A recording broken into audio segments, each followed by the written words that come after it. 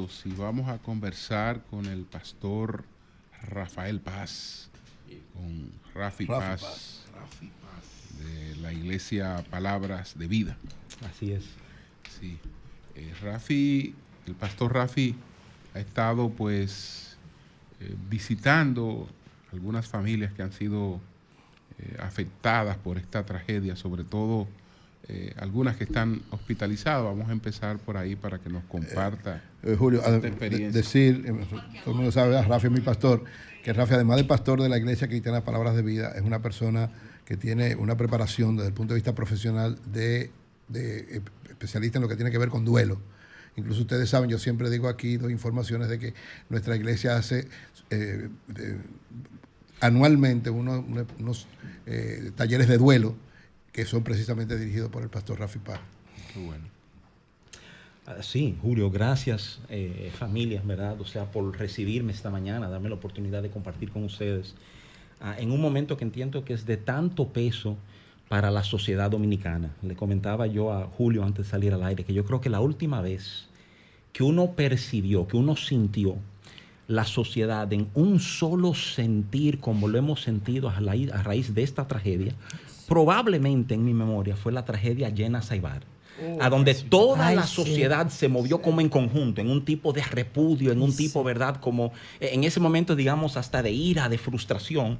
Esta vez, obviamente, no ha sido la misma emoción, pero sí la realidad de que hay algo en el aire, señores. O sea, hay algo, hay un pesar, hay un dolor, ¿verdad? O sea, que no es cierto, que es de simplemente las familias que han estado estos últimos días bregando con funerales y que están metidos de cabeza en hospitales y clínicas y centros médicos, sino que nos pertenece a todos. O sea, ha sido asombroso la cantidad de personas que uno ha contactado que tienen a alguien, de alguna manera se han sentido conectados a la tragedia ocurrida, ¿verdad?, en el jet set. Inclusive los que no tenían familiares, digamos, con vínculos directos, se sienten conectados, digamos, por un tema de preferencia de vida, entiéndase, son fans de Ruby Pérez o eran amantes de la pelota y enterarse de lo de Octavio Dotel le pesó, ¿verdad? O sea, son como vínculos que fueron impactados de una manera extraordinaria.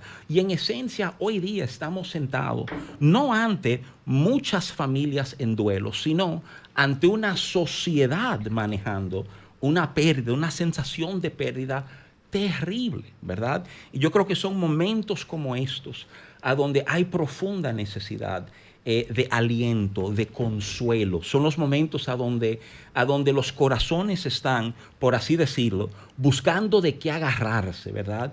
Y yo soy del entendimiento que ese es un espacio que le pertenece a Dios, que Dios es quien puede en un sentido alentar, en un sentido volver a infundir, como dice el Salmo 23, infundir aliento de vida una vez más. ¿En qué hospitales ha estado, Rafi? Y compártenos un poco la experiencia y qué ha pasado con esas personas. Bueno, hemos estado tocando base con diferentes centros, Julio, y diferentes familias, ¿verdad? Inclusive, de manera directa, tenemos un grupo de familias impactadas. Nuestro quehacer envuelve no solamente, digamos, la iglesia, sino también un colegio. El colegio ha sido profundamente afectado, solo con decir que el nieto de Ruby es parte de nuestra familia escolar, ¿verdad? Entonces, ayer inclusive los jóvenes está en el bachillerato, primer bachillerato, ¿verdad? O sea, pero el tema es que ayer estaban esos cursos justamente en el Teatro Nacional, ¿verdad? O sea, acompañando. Entonces, obviamente, el impacto se siente a lo largo, Julio. Y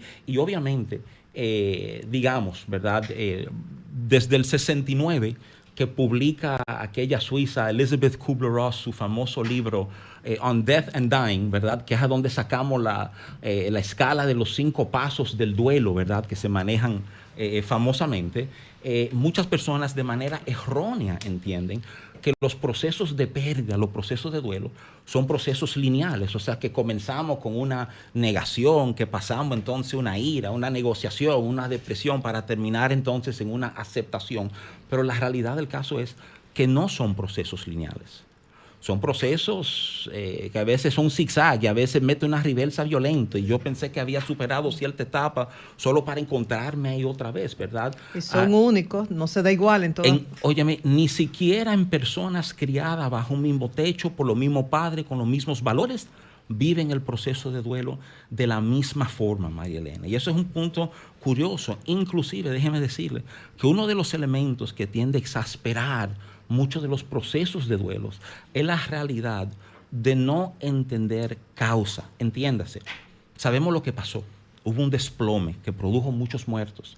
Pero el no tener, por así decirlo, un porqué ligado, realmente complica este proceso en la vida de muchas personas. Déjeme darle una ilustración. O sea, perdón, porque tiene que ver con esto, que este proceso de estudio técnico sobre las causas, además de ayudarnos a prevenir, a mejorar las normas de seguridad en todas nuestras edificaciones, va a ayudar también a estas personas a ir cerrando su duelo. Eso es el equivalente de tú tener un familiar, y me perdonan lo personal del ejemplo, que muere repentinamente y nadie sabe por qué, a la diferencia de que murió el abuelo, pero sabíamos que estaba enfermito, tenía un cáncer, o sea, hay un manejo distinto. El proceso es, o sea, hay pérdida en los dos casos, pero la manera en que lo procesamos, la manera en que respondemos al proceso es distinto porque manejamos informaciones. Y obviamente este tema del jet set ha dejado especulaciones a dos manos. O sea, se dice de todo, hay muchísimas teorías, que fue tal cosa, que si la remodelación, que si el fuego, que si la planta, que muchísimas teorías. Y mucho de eso, déjeme decirle, no se debe siempre a maliciosidad, no se debe a gente tratando de contaminar, pero se debe a este asunto de que si tengo una razón, si tengo algo de que anclarme, el proceso que tengo que atravesar se hace más fácil. Es algo que tiene que ver, ¿verdad?, hablando en sentido muy general, con la naturaleza del ser humano, que todo lo que es esperanza y respuesta nos ayuda a avanzar. Todavía está la pregunta de Julio en el aire, porque nos fuimos al colegio, los cursos que habían ido a lo de Rubí, pero su visita a los hospitales y las vivencias que ha estado. Sí. Bueno, he estado, digamos, acompañando en diferentes medidas. Tenemos un equipo, ¿verdad? Parte del equipo ha estado en diferentes lugares. Y la realidad es que como uno esperase, como uno veía inclusive hasta en televisión, o sea, hay un dolor, hay confusión. Miren, con todo y que celebramos, porque celebramos la respuesta de esos ayudadores de primera respuesta, ¿verdad? El manejo de ambulancias y todo. Obviamente hay un tema de información. Estamos viendo circular a familias preguntando por familiares que no saben a dónde está. Y obviamente todo esto complica una sensación de pérdida. Todo esto de alguna manera alarga y hace más difícil, ¿verdad?, yo comenzar mi proceso de duelo en estos asuntos. Recomendación, pastor, para los familiares que han perdido a algún ser querido. Pero perdón, yo tengo derecho a incomodarme con Dios. Bueno. O sea, gracias, Dios mío, porque me diste, cuando es la felicidad. Pero cuando es una desgracia, yo tengo derecho también a decir, cojollo, ¿por qué a mí? ¿Por qué me mandaste eso? ¿Por qué? Porque yo lo he dicho, ¿eh? Doña Consuelo, una pregunta extraordinaria, que déjeme decirle algo. No solo usted.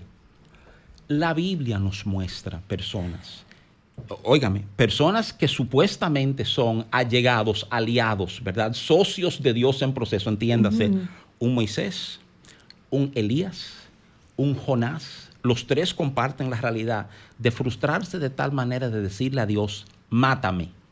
Sí. Si esto es así, mátame, ¿verdad? Sí. O sea, la Biblia retrata personas pasando situaciones realmente difíciles y perdónenme el uso de la palabra, pero ladrándole a Dios, respondiendo contra Dios. De hecho, en un momento al profeta Jonás, Dios hasta le pregunta, venga acá, ¿y tú haces bien en enojarte tanto? O sea, pero reconoce que hay este enojo, esta descarga, esta ira, esta frustración. Yo he tratado de enseñar por muchos años que eso es correcto. Y mira a lo que me refiero. Es correcto traer nuestro dolor, es correcto traer mis lágrimas, es correcto traer mi ira y ponérselo al Señor, ponerlo a los pies de Dios, cuestionar, porque es lo que hablaba hace un momentito, porque carecemos de una respuesta definitiva y son procesos que cuando no tenemos, doña Consuelo, esa sensación de respuesta, nos hundimos. Sí. Ese es el asunto, nos hundimos. Ese es el peligro del duelo. Eury lo dice correctamente. Sí. Nosotros tenemos años manejando 2 veces al año un taller de duelo. Pero déjame decirle algo. Sí. Ese taller de duelo no es, digamos, para cualquier persona que ha perdido un ser querido, no. Ese taller está enfocado a personas, óigame bien, que en su proceso de duelo se han perdido. Porque pasa que enterramos un ser querido y nos sentimos que yo puse en ese ataúd y en ese nicho parte de mí. Sí. O sea, y son duelos que vivimos de manera, y perdónenme que use la frase, ¿verdad? O sea, no saludables, que terminan marcándonos profundamente. Afecta cómo vivimos de ahí en adelante. Muchas veces en estos manejos de duelo, digamos, el objetivo, la meta es establecer una nueva normalidad, pero si carezco de ciertos elementos, la nueva normalidad que termino definiendo termina carente de cosas vitales para mi bienestar. Entonces, estos procesos de duelos hay que entender cómo vivirlos. A propósito de lo que preguntaba doña Consuelo, y a veces uno no sabe cómo suena cuando algunas personas lo expresan. Por ejemplo, ¿qué pudiera decir Neyfi Pérez? Neyfi Pérez pudiera decir, bueno, gracias a Dios, yo me quedé dormido, iba para la discoteca, me quedé dormido en una silla y no fui. Entonces, él le da gracias a Dios. Y entonces, ¿qué pasa con los otros? ¿Qué pasa con los que fueron y se vieron involucrados en la tragedia? Porque yo estoy diciendo que Dios me salvó. Sí. Gracias a Dios yo no estuve vinculado a esa tragedia. Y los que estuvieron vinculados y padecieron la tragedia, ¿qué es lo que ha pasado con ellos? Mira, es una tremenda pregunta, Julio, porque obviamente, digamos por default, uno pudiera decir, bueno, imagínate a la gente que le cayó eso arriba y que murió ahí adentro de alguna manera. Esa era la intención, la voluntad, el propósito de Dios, ¿verdad? Yo lucho con ese entendimiento y lucho con la realidad de que hay pasajes bíblicos que me dan otra luz. Y permítanme por un momentito, no me voy a extender mucho, pero creo que es importantísimo. Adelante. Si tú tomas el Evangelio de Lucas capítulo 13, los primeros 7 versos, tú tienes Jesús dirigiéndose a un público y Jesús usa 2 ejemplos extraordinarios. La primera pregunta que él suelta es esta. ¿Ustedes creen que, él hablándole al público, ustedes creen que aquella gente que Pilato mató y ligó su sangre con lo de animales, que esa gente era más pecadora que ustedes? Pues le digo que no, y entonces juega esta baraja. Y aquella torre que se cayó en Siloé y mató a 18, Jesús pregunta, ¿ustedes creen que eso era porque eran más pecadores que ustedes? Y él categóricamente responde y dice, no se debe a que eso era lo malo y lo que no fueron eran lo bueno. Él termina enseñando lo que muchos teólogos han invertido mucho tiempo examinando, el concepto de que todos los hombres estamos lejos de Dios. Y hay una profunda necesidad de arrepentirnos y conectar con Dios. Mira, Julio, hay en esencia, y lo voy a simplificar, ¿verdad? O sea, 2 corrientes muy fuertes en la teología evangélica global. La primera tendencia es una tendencia, lo que se llama el calvinismo, algunos lo llaman un hipercalvinismo, que entiende que todo está predestinado. Todo lo que pasa, eso fue Dios que lo organizó y eso pasa así. Hay toda otra ala, ¿verdad? O sea, basado fundamentalmente en Armenio, que hablan del libre albedrío, de que Dios da permisos al hombre y que lo que estamos viviendo son consecuencias no de Dios, sino de la negligencia del hombre, de la maldad del hombre estar lejos de Dios. Yo me adscribo a esta segunda escuela.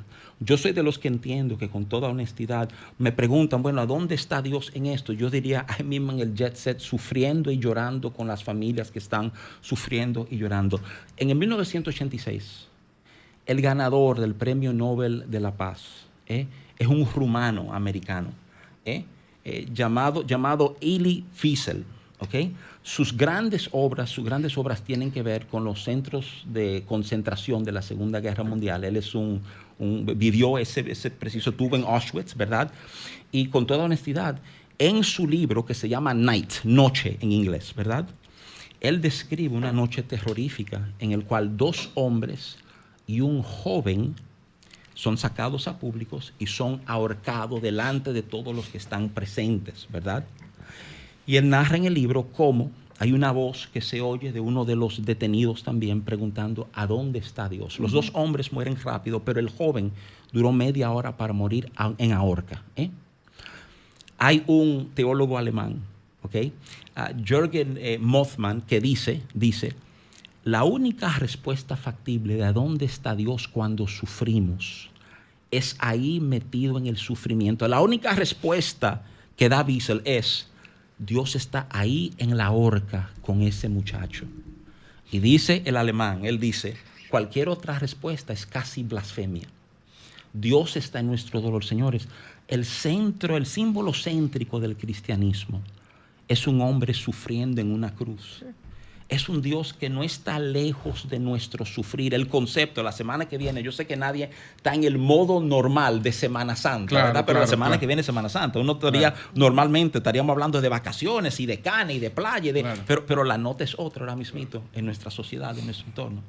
Y lo que me urge que quede muy claro es que la encarnación de Jesús habla de un Dios que entiende lo que es caminar en nuestros zapatos, que la Biblia muestra un Jesús que llora, que entiende el dolor. El hecho de Jesús morir en la cruz te habla de un Dios que entiende lo que es perder a un hijo. O sea, cuando nos detenemos a examinar esto con cuidado, tenemos que comenzar a entender que el consuelo, el lugar a donde tú llevas el corazón que duele, es a Dios. Y mucho vamos a muchos otros lugares. Y lo entiendo porque nos falta entendimiento. No sabíamos, doña Consuelo, que podíamos responderle a Dios y mostrar mi dolor y mi pena y mi frustración. O sea, la cantidad de veces que he llorado y mis oraciones comienzan con yo no entiendo. ¿Pero por qué? Porque hay un vínculo.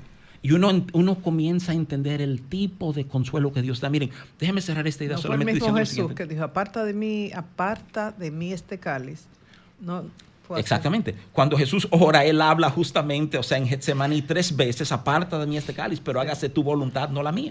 A donde quisiera aterrizar en todo este proceso es ese punto de que Dios se presenta. La Biblia es un trabajo desde el Antiguo Testamento de presentar a Dios como un consolador. Cuando un viejito ciego que había recibido una promesa de Dios de que vería al Mesías, ve a María José subiendo con Jesús al templo, que se lo quita de los brazos, él se llama Simeón, esto está en Lucas 2, sus palabras son, ya tú puedes despedir a tu siervo en paz porque mis ojos han visto el consuelo de Israel. Jesús se refiere al Espíritu Santo como otro consolador, o sea, Dios es capaz de consolarnos. Y lo último que le digo es que el consuelo de Dios no es como el consuelo humano, que te pasa la mano y te dice ya, pero emocionalmente no mucho cambia. Dios es quien puede devolvernos una sensación de paz en medio de tormentas. Hablaba yo ayer con un papá que ha perdido a su hijo en este proceso, que su esposa acababa de salir de cirugía. Y orábamos paz sobre su vida en este tiempo. Y sí, suena ridículo que en medio de una tormenta, en medio de pérdida, en medio de dolor, podamos experimentar paz. Pero es posible cuando le damos ese espacio a Dios en nuestras vidas. Como con la práctica espiritual, el duelo se enfrenta de una manera diferente. Y podemos decir mejor, ¿qué ocurre con esas personas que no han estado en ninguna iglesia, no tienen ninguna práctica espiritual?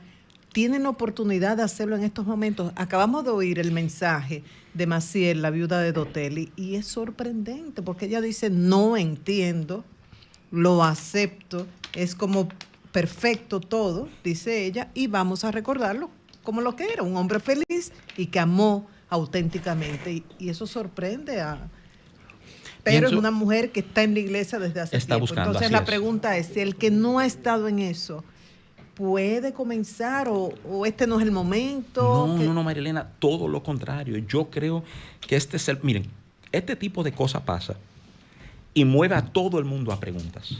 Todo el mundo se pregunta porque fue así de aleatorio. Uno dice, pero uno pudo haber estado ahí. ¿Y por qué yo no? ¿Y por qué ellos sí? Y yo creo que esos tipos de preguntas desencadenan un tipo de búsqueda. Yo creo que estos son los momentos precisos para acercarnos, para buscar este tipo de respuesta. Mira, no nos pesa muchas veces decirle a la gente rápidamente en estos procesos, no, mira, búscate un psicólogo, ¿verdad? Pero la realidad es que le damos con un poquito de peso, decir, mira, pero ve a la iglesia. Sí. Pero lo cierto es, déjame decirle esto, o sea, la Biblia pinta el dolor como un proceso espiritual. Desde Génesis 3, la caída del hombre, parte de la consecuencia de la caída del hombre tenía que ver, fue incluido el tema del dolor que el hombre ahora iba a pasar sobre la tierra. Y la mujer inclusive habla de un incremento de dolor sobre la mujer. Tú ves eso y te dices, acá, qué curioso que cuando la Biblia introduce por primera vez el concepto de dolor, lo introduce ligándole a una realidad espiritual del ser humano. Y si hay un elemento espiritual, esto se atiende espiritualmente. O sea, nosotros somos fenomenales, ya todo el mundo tiene conciencia. Debemos ser fit, comer correctamente, cuidar los cuerpos. Ya inclusive se ha quitado un poco el estigma que si un amigo te dice que fue a hablar con un psicólogo, fue un terapeuta, tú no lo miras como si él fuera loco. Porque ustedes bien saben que aquí, 20, 30 años atrás, hablar de ir a un psicólogo, por dentro te felicitaban, pero por dentro pensaban, lo estamos perdiendo, lo estamos perdiendo. Pero ya no. Ya se acepta. Claro. Pero todavía hay cierta suspicacia con la idea. Sí, una resistencia, podríamos llamar. Y necesitamos. Cuando el apóstol Pablo ora por los tesalonicenses, cuando él ora para que Dios le muestre paz, tú sabes cómo él ora. Él dice, yo oro que Dios guarde cuerpo, alma y espíritu.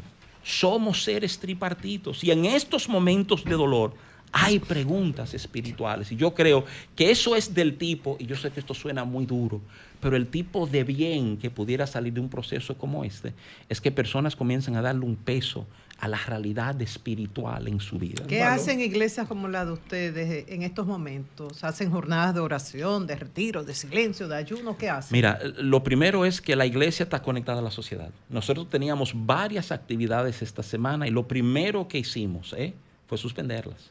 Teníamos una caminata de parejas en el Botánico este sábado.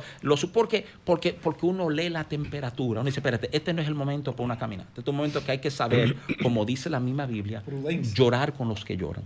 Y hoy tenemos una jornada. Esta misma noche hay una jornada de oración, de acompañamiento. No me he extendido, obviamente, a las familias. Tenemos 3 familias dentro de la comunidad de fe impactadas directamente por este momento. Entonces, obviamente, estamos acompañándola a ellos y, obviamente, nosotros sí tenemos la particularidad como comunidad de fe. Le hemos dado mucho espacio a estos procesos de terapia, de acompañamiento. Tenemos un equipo de terapeutas que están, ¿verdad?, siendo, digamos, soltados para acompañar, para de alguna manera estar presentes, porque es la necesidad que hay en el momento. Pastor, desde el punto de vista de la fe, cuando ocurren siniestros como este, o un accidente de tránsito, esos casos que uno no se espera, porque el que está en cama, uno siempre como que se prepara con tiempo para que el desenlace puede ser fatal. Ese era su destino. ¿Dónde encajamos esta frase que todos en un momento determinado, sobre todo los que tenemos algún tipo de respeto y creencia hacia Dios, la decimos, estaba destinado para eso?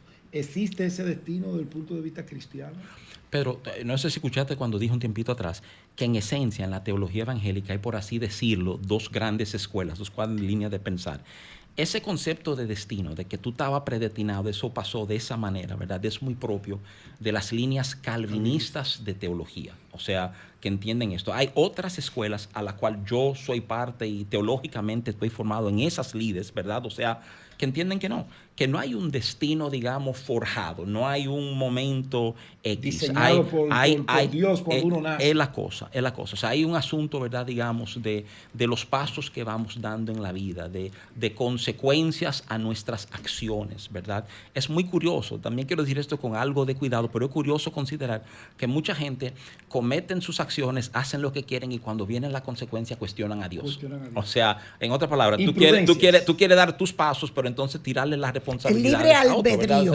Eso es parte del tema céntrico de mucha de esa otra escuela de pensamiento teológico, doña Consuelo. O sea, que lo arminiano usualmente se asocia más con la decisión del hombre, de Dios trabajar con decisiones. No ignora la realidad de una soberanía de Dios, pero le da un enfoque muy particular a la realidad de que muchas veces vimos consecuencias de nuestras decisiones, ¿verdad? Y yo creo que de una manera muy particular la Biblia retrata un Dios, no sé bien por qué, pero un Dios que escogió trabajar en relación, en sociedad con el hombre. Pero el único Dios en una religión, creo yo que lo leí eso, que muere es en la religión cristiana. El único Dios Jesús. que muere.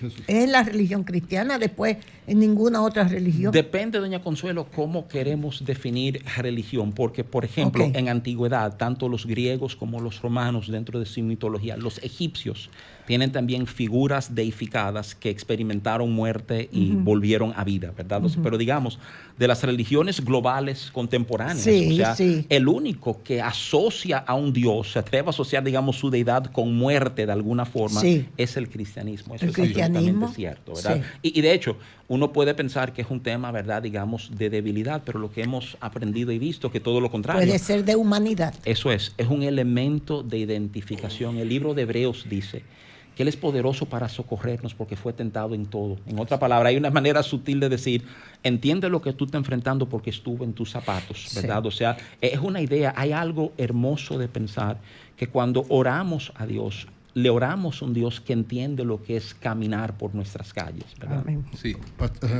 Le pregunté ahorita, pastor, y retomo la pregunta. En esta situación, los familiares, los amigos de los familiares, o sea, recomendaciones, cómo manejar esta situación. Mira, Eury, yo creo que lo primero que tenemos que entender, o el enfoque que yo quisiera dejarle, yo sé que han tenido algunos expertos hablando por estos micrófonos ya, respeto mucho a Zoila, sé que ella tiene un manejo formidable, ¿verdad?, de muchos de estos contenidos, pero yo creo que una de las verdades importantes que hay que entender es que no son momentos de muchas palabras. Y miren a lo que me refiero. Yo creo que mucha gente, uno de los grandes temores de bregar con gente que están pasando momentos de los que yo no sé qué decir. Y hacemos a veces hasta comentarios torpes. Tú lo ves, lo primero que le dice como de costumbre, dime cómo tú estás. Sí. Pero tú sabes que una mentira, tú sabes que no que va no eso. fue adecuado, ¿verdad? Déjame decirle algo. Este es el momento de muchos abrazos. Es el momento de tomar una mano, es un momento de sentarte al lado. Hay un modelo en la Biblia impresionante. Cuando uno habla de dolor y sufrimiento en la Biblia, uno de los personajes que viene a la mente es Job. La Biblia, si tú lees el libro de Job con detenimiento, es la historia de 3 amigos que vienen y las conversaciones que se dan entre ellos sobre justicia, sobre equidad, si Dios hizo esto o no hizo esto, ¿verdad? O sea, pero la realidad del caso, que la visita de esos amigos comienza con 3 amigos que se sientan en el piso con Job y duran una semana en silencio sentado al lado de él. Mirando. Esa ilustración de estoy aquí. No sé ni qué decirte, pero y este es un momento que si algo puedo exhortarle, es que es un tiempo de conexión, de conectar con personas. Frente a pérdida, eso es una de las grandes recomendaciones, que celebremos los vínculos que aún nos quedan, ¿verdad? Que lloremos juntos. Muchos piensan inclusive, tengo que llorar solo para que no me vean porque tengo que ser fuerte, ¿verdad? No. Tú necesitas ese círculo íntimo a donde tú puedes desplomarte, a donde tú puedes llorar y decir par de disparate y que nadie piense menos de ti, porque en este momento tú estás dejando ver tu flojera y tu debilidad, ¿verdad? Es vital. Entonces tú me preguntas ahora, ¿qué podemos hacer? Estar uno con el otro. Pastor, esta pregunta sonaría un tanto extraña, pero estamos hablando de fe, estamos hablando de conversión, estamos hablando de un contacto más directo con Dios, la comunión en las iglesias y todo esto. ¿Qué pasa cuando somos jóvenes?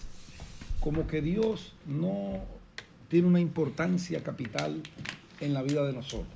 Entendemos que podemos hacer y deshacer. Cuando pasamos ya de los 50, 60, 70 años, hay una mayor propensión de las personas a acercarse a la vida cristiana, a convivir en iglesias católicas, iglesias protestantes y demás. ¿Qué hay ahí? ¿Madurez o un temor a que por el paso del tiempo me acerco más a la muerte?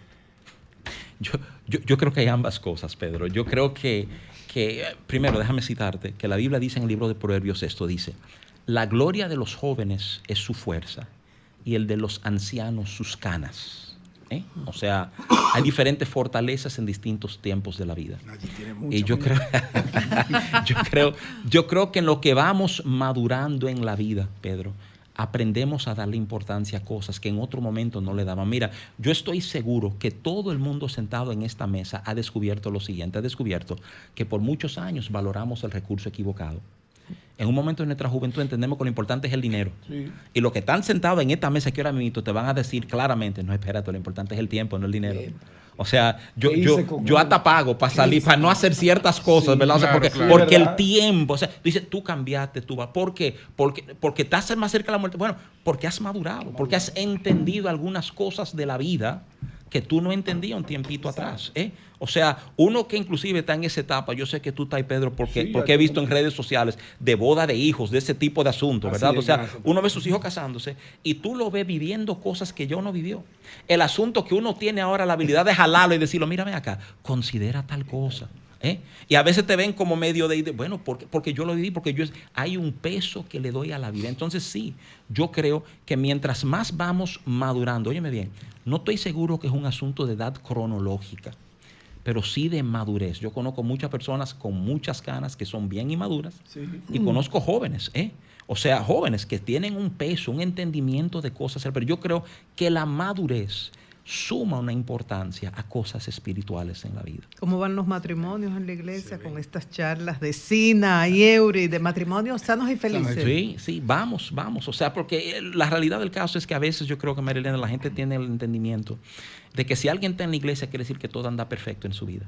Y eso no es cierto. Eso no es cierto. O sea, les decía ahorita, la iglesia es parte de la sociedad. Sentimos lo que sentimos. Hay muchas de las mismas condiciones que uno ve fuera adentro, ¿verdad? La diferencia es que los que estamos adentro tenemos esta inclusión de Dios en cada área de nuestras vidas. ¿Sí? Y hay unas confrontaciones que se dan con las verdades establecidas en la Biblia que permiten que uno vaya haciendo los ajustes, alineando su vida a muchos de esos principios, ¿verdad? Entonces, vamos con parejas en muy buen momento y parejas que están manejando sus crisis y tirando para adelante como sea. Rafi, hasta el año 398, cuando aparece un Jesús, porque aparece el canon, y el canon entonces define para los cristianos una idea unificada de Jesús. Pero hasta que no apareció el canon, no había un Jesús, sino había muchos Jesuses.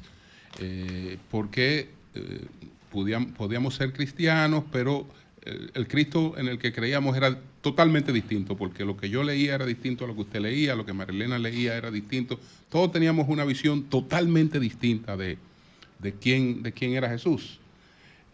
Todas esas visiones distintas, pero quedaron apartadas en los llamados evangelios apócrifos. Por ejemplo, anoche leía el apócrifo de la infancia de Tomás, que en el apócrifo de la infancia de Tomás hay un Jesús que tiene poderes desde la niñez, pero era muy soberbio, porque un maestro lo corrigió y dejó al maestro ciego. Peleó con un niño y lo dejó paralizado como un árbol. Y todas las respuestas eran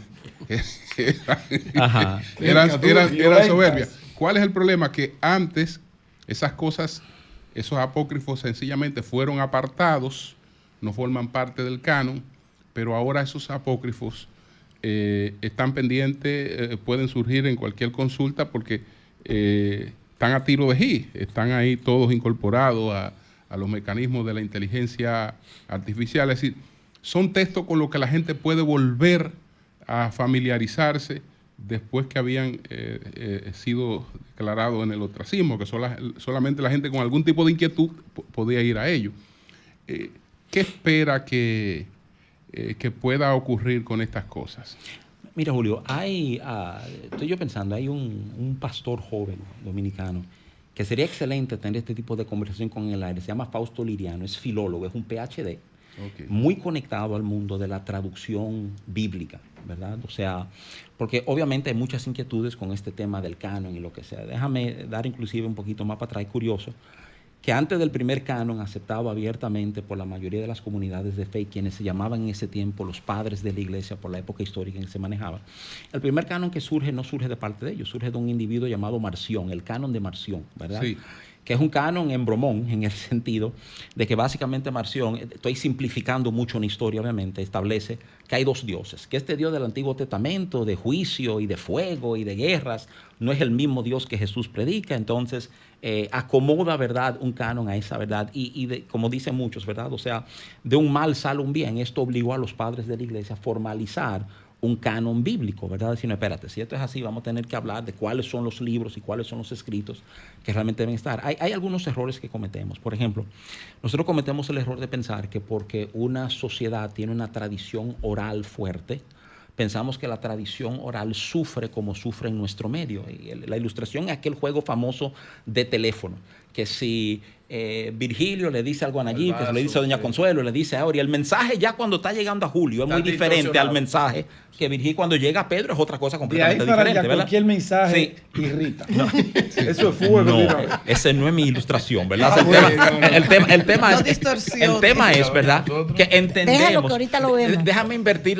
Si comenzamos de este lado. Exacto. Miren, el tema es, con toda honestidad, que culturas, y esto se sabe, que tienen esa tradición oral fuerte, celan que el mensaje no sea alterado de persona en persona, ¿verdad? Y estoy hablando de todo esto porque, obviamente, a partir del año 62, 68, 70, un poquito más tarde, se le comienza a dar un peso enorme a las cartas escritas por los apóstoles, sobre todo, ¿verdad? Llevándonos del libro de los Hechos, el apóstol Pablo, quien sirve, digamos, de gran catalizador del cristianismo hacia un mundo ya más amplio, que ya sale de las fronteras de Judea, ¿verdad? Y de Galilea. Ya estamos hablando de un alcance. Tú ves en Hechos 16, cuando llega a Filipos, que es Asia Menor por primera vez, la realidad del evangelio, ¿verdad? O sea, pero todo esto se lo ilustro porque ha habido celo en proteger, o sea, y los padres de la iglesia, el cierre del siglo I, ¿verdad?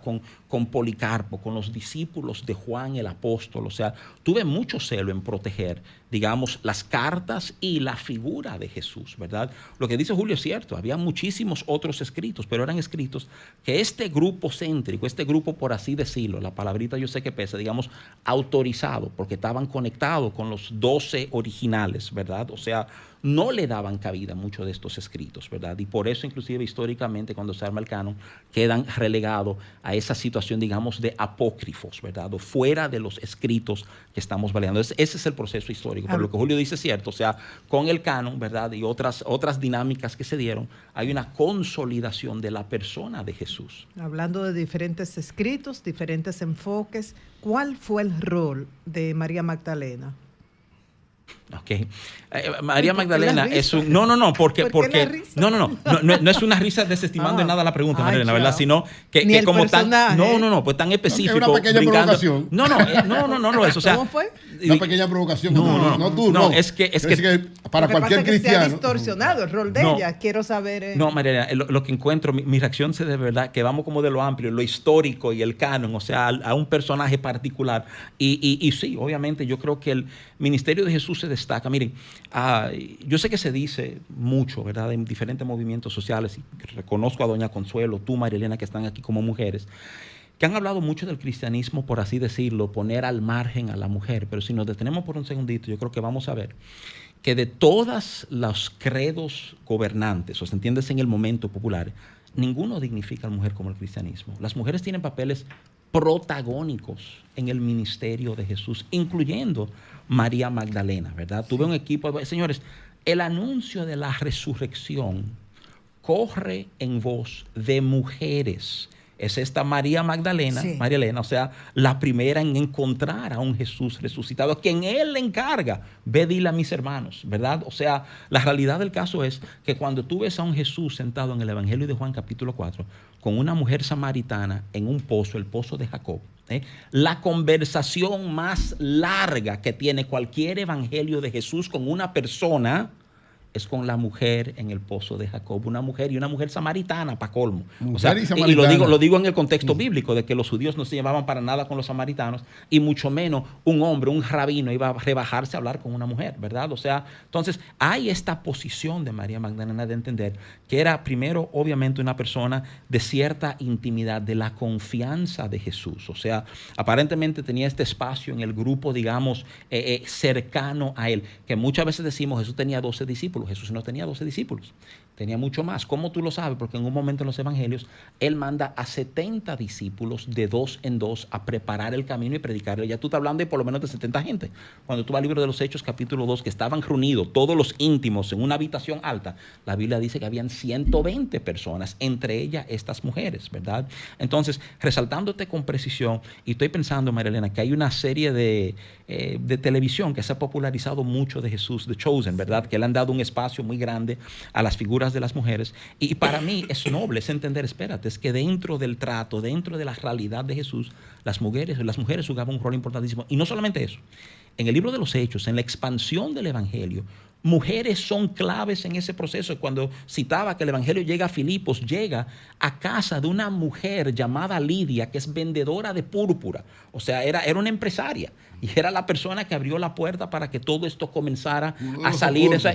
Y mujer, ¿verdad? Entonces, en ese sentido, María Magdalena sí tiene un rol de trascendencia, de importante dentro del equipo, ¿verdad? Ciertamente es una sociedad machista, históricamente hablando, y por ende, todavía los judíos no permitían, de hecho, no permiten todavía, mujeres, ¿verdad?, dentro de las sinagogas como maestras. Entonces, ella no era parte de lo que era. Confiaba en ella y le asignaba responsabilidades. Eso vemos. Y las eso tuvo vemos. haciendo Así es. responsabilidades Bueno, junto con él permanentemente. Pues muchas gracias Gracias. al pastor Rafael Paz. Muchas gracias. Un placer como siempre, señores. Nosotros también, pastor. Cambio y fuera.